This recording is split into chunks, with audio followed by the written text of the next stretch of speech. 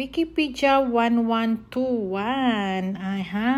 The place that we will explore on our Wikipedia 1121 is Calba Beach. You see, as you can see, yes, this is Calba Beach.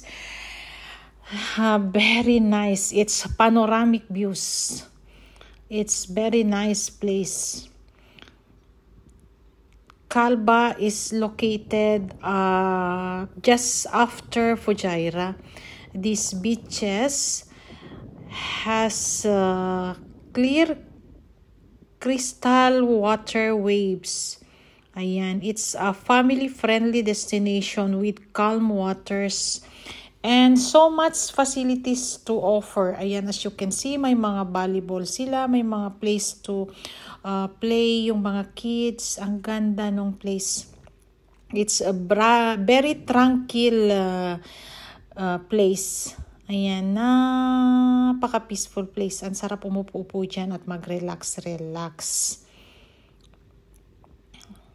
Breathtaking area. Ayan, as you can see. Kaya nung nagkaroon tayo nga ng yung sa Dolomite Beach, nung nakita ko ito, I said to myself and I told my husband, tama lang yung ginawa nila na dinevelop yung Manila Bay with the Dolomite Beach na ganito. Kasi ito, yung beach din dati dito is black, pero nung ginawang white, ayan, naging tourist attraction. This photo is taken early morning, kaya ganyan, napaka-peaceful.